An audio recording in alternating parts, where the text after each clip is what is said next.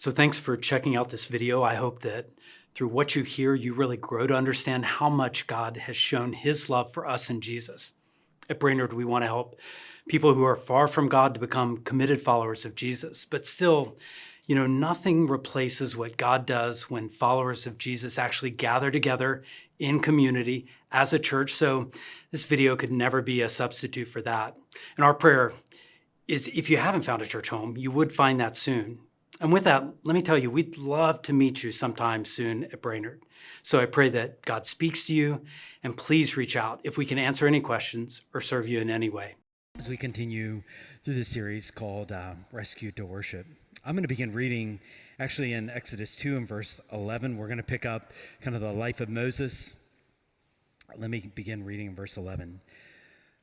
This is God's word. Years later, after Moses had grown up, he went out to his own people and observed their forced labor. He saw an Egyptian striking a Hebrew, one of his people. And looking all around and seeing no one, he struck the Egyptian dead and hid him in the sand. The next day, he went out and he saw two Hebrews fighting. He asked the one in the wrong, "Why are you attacking your neighbor?" "Well, who made you a commander and judge over us?" the man replied. "Are you planning to kill me as you killed the Egyptian?" Then Moses became afraid and thought, "What I did is certainly known." And when Pharaoh heard about this, he tried to kill Moses. But Moses fled from Pharaoh and went to live in the land of Midian and sat down by a well. Now the priest of Midian had 7 daughters, and they came to draw water and filled the troughs to water their father's flock. Some shepherds arrived and drove them away, but Moses came to the rescue and watered their flock. And when they returned to their father Reuel, he asked, "Why have you come back so quickly today?" They answered, "An Egyptian rescued us from the shepherds. He even drew water for us and watered the flock." "So where is he?" he asked his daughter. Why did you leave the man behind? Invite him to eat dinner." So Moses agreed to stay with the man. And he gave his daughter Zipporah to Moses in marriage. She gave birth to a son whom he named Gershom. For Moses said, "I have been a resident alien in a foreign land." After a long time, the king of Egypt died. The Israelites groaned because of their difficult labor. And they cried out, and their cry for help because of the difficult labor ascended to God. And God heard their groaning. And God remembered his covenant with Abraham, with Isaac, and with Jacob. And God saw the Israelites, and God knew. As I read this passage, when I read about Moses straddling a couple worlds, it talks about his own people, but then he's also called an Egyptian in this passage. What is he, an Egyptian or an Israelite? When you see him straddling 2 worlds, when you see him trying to help, when you see him thinking he's doing the right thing but causing more complications to the point that he doesn't even have the trust of his own people, when you see him having to be a fugitive on the run. So when I take Moses naming his son Gershom, which is a stranger, a foreigner in a strange land. I mean, to name your son because you feel so disoriented and you feel so dislocated and so displaced, when you name him after that, it's telling us something about what's going on in Moses' life. And if we look at Moses and then shift our attention over to the Israelites, when you see the Israelites groaning because of the oppression that they're dealing with, groaning because of the conditions they're facing, when you hear them crying for help because of how bad things had gotten, it does something to my heart. It does something to my heart. I know that was then and this is now, but as Christians, it does make me ask a question. And Paul alluded to this a moment ago, but what do we do when our hearts are breaking? What do we do when our world seems to be falling apart? And I'm not talking about something that just happens one time. My guess is there are those that thought about some event or thought about some tragedy in your life. You thought about it this morning, even though it happened a year or 2 or 5 or 10 years ago.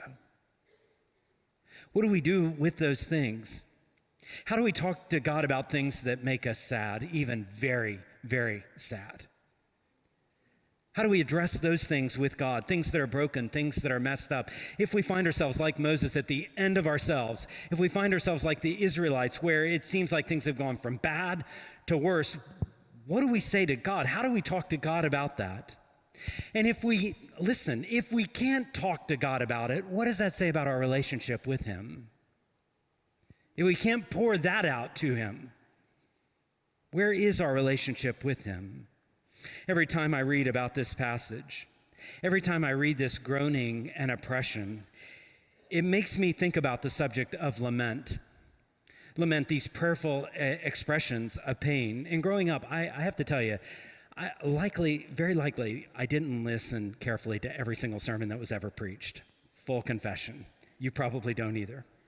But I also have to tell you, I don't remember ever hearing a sermon, ever hearing a teaching on lament. And if I'm transparent here, I haven't preached about it that much either. And that is despite the fact that so many of our Psalms go there. They go to handling this grief before God. The fact that the whole book of Job is one after another expression of a man enduring intense pain. Despite the fact that the book of Jeremiah, written by the weeping prophet, pours out in 52 chapters again and again a broken heart for the people of Israel. Despite the fact that there is a book of the Bible named Lamentations. Despite the fact that Jesus himself is called a man of sorrows, a man who endured, who was acquainted with grief. So I felt a strong leading today to take, if you will, a little detour from Exodus. And don't get me wrong, I think this passage in Exodus, it's going to cast a long, long shadow over what I'm going to talk about today. But I am really, really convinced that you and I need some tools in our hands to walk through things that grieve us. I don't know that we have been adequately equipped to handle the grief and the pain that we deal with. And so, by God's grace, what I want is to give you words to say to God when you're grieving. Will you walk with me through the subject? And I do, just one thing I ought to acknowledge right here at the beginning is probably the most helpful voice to me on the subject of lament is a book I read a few years back called Dark Clouds, Deep Mercy. And so that book was written by a pastor named Mark Vroegop. And in that book, Dark Clouds and Deep Mercy, and you see it there, he gives a framework and to work through our grief in a godly, biblical way. And if you were to read this book, and I'd love for you to do that, I think it would be beneficial, probably you're going to go, that sounds a lot like what Curtis was talking about. And it 100% is accurate, right? He's been so helpful. And I do want to piggyback on some of his ideas, even though I'm going to bring a lot of other portions of Scripture, God's Word. So I just want to acknowledge that. What is lament? What am I even talking about? Because again, we talk about it so infrequently. He says this: lament is a prayer in pain that leads to trust. Lament is a prayer in pain that leads to trust. To kind of hold that in your mind, and probably it'd be helpful for us to even orient a little bit. And we heard the Israelites groaning. So it'd be helpful even just to think through a few passages to just even be on-ramp to the subject to go, okay, what does that sound like? What is a prayer in pain that leads to trust? What does that sound like? So Exodus 2, you did hear of the Israelites groaning, and you did hear of God hearing their groaning and God remembering his covenant with Abraham, with Isaac. So that's a passage in Exodus 2. They cry out, and their cry for help ascends. But listen also to Psalm 77. So many of these passages that we're going to look at today, and we're going to look at several. Psalm 77, listen to verse 1 here. This is what a lament might sound like. I cry aloud to God, and he will hear me. I sought the Lord in my day of trouble. My hands were continually lifted up all night long, and I refuse to be comforted. I think of God, I groan, I meditate, my spirit becomes weak. You've kept me from closing my eyes. I am so troubled, I cannot speak. Do you read those words? I mean, these are heartfelt words. These are our words speaking of being so troubled, refusing to be comforted. This man that writes this is talking about his spirit fainting within him. This is the language of lament. This is tough stuff. But then again, life is full of tough stuff. Another reference, appropriately enough, from Lamentations chapter 2. Lamentations 2, listen to the pain expressed here. How the Lord has overshadowed daughter Zion with his anger. The Lord has thrown down Israel's glory from heaven to earth.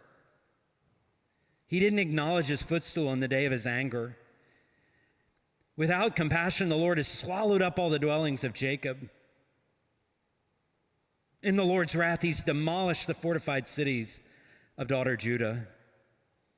He brought them to the ground, defiled the kingdom, defiled its leaders. You hear the words there? Strong words, right? The Lord's anger, cast down, not remembering them, swallowing them up, breaking them down, bringing them down. This is the language of lament. And we could go on and on. I do have a question. So many of you have read the Bible for a long time, but what do you do when you read those passages? What do you do with those? Do you kind of ignore them? Do you skip over them? Do they make you confused? Do you find some resonance, especially if you're struggling, especially if you're going through pain? I don't want us to observe lament from a distance and go, oh, that's what Israel said when they were going through their hard times. I actually want to pull in a lot closer because somewhere, you know this, right? Somewhere life is going to break for you. Somewhere it's not going to work out the way you had planned. Somewhere for your family, it's going to break your heart. And on that day, you're definitely going to need a Savior. But you also will need some handholds that will serve you well as you find, how do I speak to God about something that has ripped my heart apart? So I want to walk through 4 words, and they do come from that book that I mentioned earlier. But I want to give you some framework to think through, how do I take my grief and how do I actually verbalize and articulate it to God? So the first word here would be turn.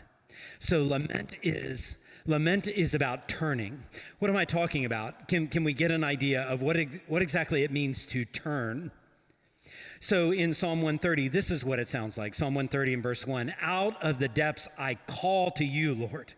Lord, listen to my voice. Let your ears be attentive to my cry for help.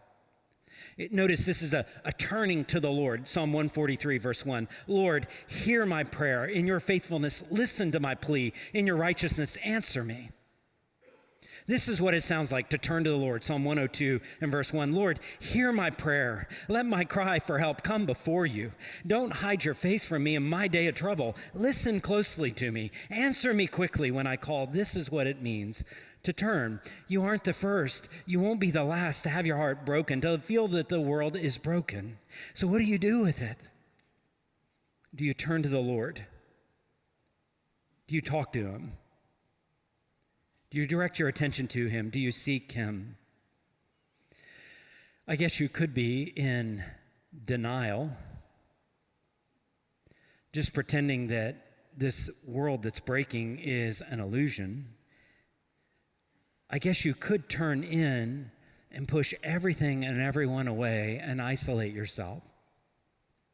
I guess you could, in your grief, begin to walk away and say, what's the use of depending on God? What's the use of a relationship with God anyway if this happened? I guess you could do all of those things. And yet, for those who know God, you turn to him. You turn to him. And when you turn to him, you're acknowledging something. You're recognizing that there's just something true about God, whether it's his power, his sovereignty, his rule over all, whether it's his wisdom. He knows what's best, even when we don't have a clue. Even when it's his goodness, that he is good to his core. This is who he is. He loves. And so you're acknowledging something by turning to him. You're recognizing there is something in him that means I turn to him. I go to him. There's some role he plays in this situation. Some of you have done whole Bible studies, read whole books on the names of God. I wonder if we feel that as we turn to the Lord, our healer. We turn to the Lord God, the Almighty One. We turn to the Lord of armies. We turn to our rock. We turn to the Holy One of Israel. We direct our hearts to think about the Lord, so we turn. That's a part of lament. We're experiencing grief. We don't think we can take it one more day. Our world has just blown up. We've gotten the news we dreaded, and we turn to the Lord. But it does not stop there. We also complain. Lament involves bringing a complaint, and maybe that's a jarring word for you even to see up on the screen. Because maybe in your mind you hear complain and immediately you go, I don't want to be a whiner. Or maybe you read the word complain and you think about someone going off on social media, some unhinged rant where they just kind of like, oh, nobody needs to read that. Nobody needs to see that. And so maybe when you see complain, you think, well, that surely something doesn't seem right about that. But I actually mean it as in this way, all right? When I say complaint, I mean, you're identifying what's wrong, or at least as you see it's wrong, because we're limited, right? But you look at this world and you go, that is not right. That is not okay. You look at it and you see, like, something is off here. And I find this step so important. I find it too easy. So, I mean, if you've ever played sports, I remember playing football, you twist your ankle or whatever, and there's always going to be some coach on the sideline that says, just walk it off, it'll be okay. Come on, just walk it off. It's not that big of a deal. And I do wonder if in Christianity we have our own version of that where we go, well, it's just not that big of a deal. Just kind of walk it off. Okay, it's hard. Yeah, life's hard. You just need to trust the Lord. And it's the equivalent of just saying, just walk it off. It's not that. I mean, there's always heaven. It's always bad. And we don't sit sometimes in how broken this world really is. And maybe perhaps you have thought you could not go there with God. Maybe you have thought for years that that's kind of off limits to pour out a complaint before the Lord. What exactly are you seeing that's so wrong? Psalms tells you in multiple places to pour out your heart before the Lord. And actually it doesn't say, but put a filter on it before you do. Pour out your heart before the Lord. Cast your cares upon him, for he cares for you, is what Apostle Peter tells us to do. So we have this. So what's on the table when we complain? What are the kinds of things that you might bring a complaint about? And just acknowledge some of them. Psalm 102. I could go a lot of different places. I read a lot of different passages this week in preparation. This one stood out to me. So listen to the complaints. We need to live in these for just a moment. Psalm 102, verse 3. So it says, for my days vanish like smoke. My bones burn like a furnace. My heart's suffering, withered like grass. I even forget to eat my food. Because of the sound of my groaning, my flesh sticks to my bones. I stay awake. I'm like a solitary bird on a roof, and my enemies taunt me all the day long. They ridicule me, use my name as a curse. I eat ashes like bread and mingle my drinks with tears.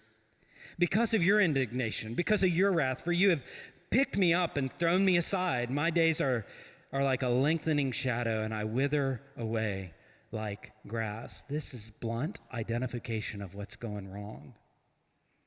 Doesn't seem like there's much being held back here. You read this and you go, maybe that's just like one time in the Psalms. Actually, I would challenge you. I want to give you several Psalms to read, whether it's Psalm 5, 7, 6, 7, 39, 44, 102. I mean, these are just a sampling where you will read. If we could leave that up, I'd love for you to jot them down. I would say this would give you a starter kit of complaints before the Lord. In this passage, as I was reading it this past week, I just jotted a few things down. There's a complaint because our life feels inconsequential, as if like, I'll live a long time and barely be noticed. There's physical dimensions all throughout these complaints before the Lord. Whether that's bones burning, a heart condition, I'm guessing because of stress, a sense of not having any energy, intense pain, sleepless nights, audible groaning, tears being shed, As you read these complaints, you'll read an awareness of our weakness. You read an awareness of our sin, of our limitations, of living in a broken world. You'll read complaints like, this is what it feels like when I'm dealing with the consequences, and I may have deserved some consequences, but now it seems like it's overkill. I can't ever outrun this thing. It keeps tracking me down. When it seems like we've done nothing wrong and yet we're still getting consequences. When you feel like you're abandoned, when it feels like you've been handed over. When for some reason you feel like I've gotten on God's bad side. When you're humiliated, when you're shamed, when you're forgotten, when you're rejected, when you're tracked down, when you're dealing with the effects of other people's sins. These are the kinds of complaints you'll read in these Psalms. So I ask, what's on the table? What's on the table with your complaint? Could it be when a child breaks your heart? Could your complaint revolve around when you're unjustly treated at work, you're passed over, when a situation never quite resolves, when you're misunderstood? You can pour those complaints out to the Lord. Could it be a complaint of a miscarriage or yet another miscarriage or some infertility, some loneliness? Could it be the long-standing impacts of a disability? Could it be panic attacks? Could it be cancer? Could it be chemo?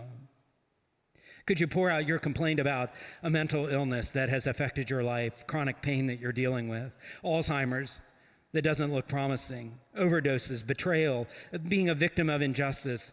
Could you pour out a complaint about the racism and poverty you see in the world, people you love making poor decisions? Could you pour out a complaint about kids being abused when, who could do that? Who does that? I was thinking about this past week when I'm flying back, and I realized probably 98 or 99 people out of 100, out of everybody that I saw in a city that has just millions of people, do not know the Lord, do not have a relationship with Jesus Christ. And when it's the volume of millions of people and 99 out of 100 have no relationship with Jesus, it weighs on you. There's a heaviness where you go, Lord, your son died for these people, and they've not heard, or they haven't believed. You understand where complaint builds up. Sometimes we look at the problems in the world and we feel a little more personally than we normally do. And we do wonder, what can I do? And surely there's a time to act, but there's never a wrong time to pray. There's never a wrong time to look at the world and go, oh Lord, this breaks my heart. Sometimes we wrestle through, and if you've dealt with any sort of suffering or pain, you've wrestled through, did God cause this? Did he allow it? Did he, all that sort of, did he not stop this? All sorts of tensions and questions. And at those moments, you probably don't need books, lectures, and seminars. What happens if it just hurts? What happens is we can spell out our complaint, what's going on in our heads, what's going on in our hearts. That's why David did exactly that when he's on the run from Saul. That's why David did exactly that when his whole family blew up. Literally, people lost their lives, and his own kids burying his kids, watching them be buried. Elijah in a cave, Job with sores, crummy friends, Nehemiah looking at ruins, Jeremiah bombarded with bad news, Mary and Martha devastated by the death of their brother, disciples being persecuted, martyrs in Revelation going, how long, O Lord? How long? How long is this going to go on? Do you talk to God about any of it? A lament honestly and specifically names situations and circumstances that don't seem to align. So we know, God made a very good world. And then kind of where a lament goes is, but, we're not living in that very good world. We're living in a broken world where we see traces of God's goodness, yes, but we see all sorts of brokenness. And Jesus has not yet come back to set it all in order. This really does help keep you from anger or denial. You aren't just screaming and you aren't pretending there's not a problem. This is when you do bring the why and the how long questions. By the way, there are plenty of those in the Bible. So we're being honest before the Lord. We've turned to the Lord and we've complained, but we don't stay in the complaint. Or it's not really lament. It's just a complaint. But we turn, and we turn by asking. So yes, we turn and we complain, but then we ask. And lament is asking. We move even from the why to the who. We ask God to do, to see, to change things, to change us. What does it look like when we bring our requests before the Lord? Listen to Psalm 143. Psalm 143, verse 8. Here's some of the things we could ask in our lament. We've expressed our broken heart to the Lord. We've expressed, this is not right. This is not part of that Genesis 1 and 2 very good world that you created. This is not right. This is broken. We've expressed that. But now we're asking, Lord, let me, even in the midst of this brokenness, let me experience your faithful love in the morning, for I trust in you. Reveal to me the way I should go because I appeal to you. Rescue me from my enemies. Lord, I come to you for protection. Teach me to do your will, for you are my God. May your gracious spirit lead me on level ground. For your name's sake, Lord, let me live in your righteousness. Deliver me from trouble, and in your faithful love, destroy my enemies. Wipe out those who attack me, for I am your servant. Again, kind of exhibit A. What should you ask God for? Here are multiple things. Multiple things. Lord, I want to know I'm loved. I need direction to do the right thing. Lord, would you not let me drown? Would you rescue me? Would you teach me to do what you want? Would you stabilize my life? Would you keep me alive? Would you wipe out my adversaries? Maybe your prayer sounds like, Lord, bring ultimate healing, give hope, bring life out of death, renew my life, strengthen, use this. Bring justice, sort things out, expose lies. End this. How do you want to see God move? How do you want to see God act? Well, ask. And we don't have a God where we have to be timid about this. We don't have a God where we've got to just cut ourselves a million times to show like we really mean it this time. We can be bold and we can be honest. The Psalms are, ask the Lord to notice. We can come with bold requests. We can approach God. We can approach God in the name of Jesus. This side of the New Testament, of course, obviously in the Psalms, they're not praying in the name of Jesus. Our prayers are, because we know he can identify with us. When we take our prayers to him, we know Jesus knows the sorrows of injustice, and he knows the sorrows of hypocrisy, and he knows what it means to have false accusations. He knows what it means to have physical weakness and temptations, betrayal, and feeling abandoned. Hebrews says it so perfectly in this way, Hebrews 4:15. For we don't have a high priest who's unable to sympathize with our weaknesses, but we have one who has been tempted in every way as we are, yet without sin. So we ask, let us approach the throne of grace with boldness so that we may receive mercy and find grace to help us in our time of need. So when we're dealing with grief, when we're pouring out our complaint, this is not unfamiliar territory for our Messiah, Jesus, for our great high priest, Jesus Christ. He knows these waters well. And so we boldly ask for his help. You turn, you complain, you ask, and prayer has a way of leading you to trust. It's a prayer in pain that leads to trust. That's lament. We trust. Notice we didn't shortcut any of this, and I find the shortcuts not that helpful. I find it's not generally that helpful when someone's pouring out their heart of grief and complaint to go, you just need to trust God as if it's a just thing. When your heart breaks, it never feels like it's just a simple thing. It may be a wrestling match. Maybe God gives you the grace and it happens in an instant. But many times it's like, okay, I gain ground and then I 3 steps forward, 2 steps back, 3 more, 2, and it feels like, am I even making progress? But once you've turned to the Lord, once you've sat in the grief and brokenness, once you've asked for his help, listen to the way Psalms verbalizes some of this. And we're going to even look at some of these same verses we looked at before. Listen to Psalm 143. I want you to listen for the words of trust here. He does say, here's a request, like, let me experience your faithful and love in the morning. He says, for I trust in you. I'm guessing he didn't do it perfectly. But he calls out, maybe he writes it down. Maybe it would be helpful for you to write it down. I am trusting in the Lord. Reveal to me the way I should go. I'm appealing to you. Rescue me from my enemies. Lord, I come to you for protection. Teach me to do your will, for you are my God. I'm not looking anywhere else. I'm not making my request to anybody else. God, I need your help. It's an expression of trust. I love the way Psalm 130 expresses that trust. Psalm 130 says, I wait for the Lord. I hate waiting in general. I'm not sure David enjoyed waiting. But here he writes, I wait for the Lord. I wait and I put my hope in his word. I wait for the Lord because I know in verse 7, for there is faithful love with the Lord. With him is redemption in abundance. I love even some expressions of trust which look into the future. So Psalm 102 is one of those. We read about kind of the complaint side of Psalm 102, but listen to where Psalm 102 ends. There's a confident expression of trust. No shortcuts here.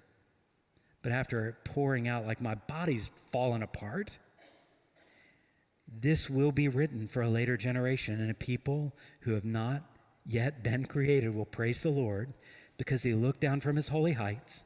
The Lord gazed out from heaven to earth, and he heard a prisoner groaning, and he set free those condemned to die. And he did this so that they might declare the name of the Lord in Zion, in his praise in Jerusalem, when peoples and kingdoms are assembled to serve the Lord. One person has said that trust is active patience. Active patience. When you're waiting on the Lord, you're not sitting around as a easy target, kind of sitting duck, ready to be picked off. We believe in God, and if you're a Christian, you do have a record and an experience with God's steadfast love, even if you don't know how all the dots connect in this instance. I have trusted, Psalm 13, I have trusted in your faithful love. My heart will rejoice in your deliverance. I will sing to the Lord because he has treated me generously. Putting it all together, you turn, you complain, you ask, you trust. And that trust may sound like a commitment. Lord, I'm here. I'm waiting. That trust may be rehearsing who God is, maybe verbalizing the fact that you know he hears. I just scratched the surface because I know I've heard enough stories in our congregation to know there are many in our congregation who've dealt with some really painful things. So a couple things come to mind. One is, it would be a privilege to pray with you and for you as a pastor. If you've walked through some of these tough things and you go like, Curtis, I don't even know that I can articulate words to God. It would be a privilege. I would think many brothers and sisters in this room would count it a privilege to pray with you and walk alongside you in your grief. But I come back to Exodus, and again, thank you for letting us do a little detour this Sunday, and we'll pick up in Exodus 3, because I think about Exodus 2 and all the God hearing and remembering and seeing and knowing. In the very next chapter, you know what? God begins to roll up his sleeves and he acts. He begins to reveal himself to Moses, and that sets in motion this deliverance, this rescue. And I want to leave you with another day when God revealed himself, this time not a burning bush, not a cloud, a pillar of fire, but this time when God came in flesh and Jesus Christ walked this earth. Jesus knew lament. I think of a couple different times in Scripture where he looked over Jerusalem. He says, Jerusalem, Jerusalem, you kill the prophets. You stone those that are sent to you. And you hear Jesus lament, how often I wanted to gather you just as a hen gathers chicks, but you weren't willing. And now your house is abandoned. Or I hear Jesus, our Savior, in the garden saying, I am deeply grieved to the point of death. And going a little bit further, he falls face down and listen to this lament. My Father, if it's possible, could this cup pass from me? Yet not as I will, but as you will. Every step of lament you take, from turning to complaining to asking to trusting, you are not alone. He's promised, I'll never leave you. I'll never forsake you. So we go to our great high priest in his name and pray to our Heavenly Father. Let's do that. Father, thank you for the reminder today that you hear. Thank you for the reminder that you remember your covenant promises. thank you for the reminder that you see.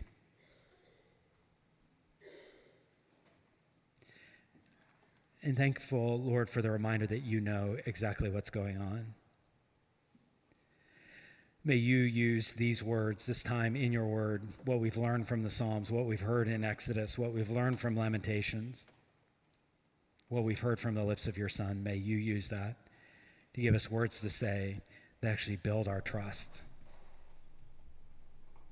Thank you, Lord, for remembering our frame that we are dust. And thank you for meeting us in our sorrow. We praise you for who you are and what you've done. We ask all this in Jesus' name. Amen.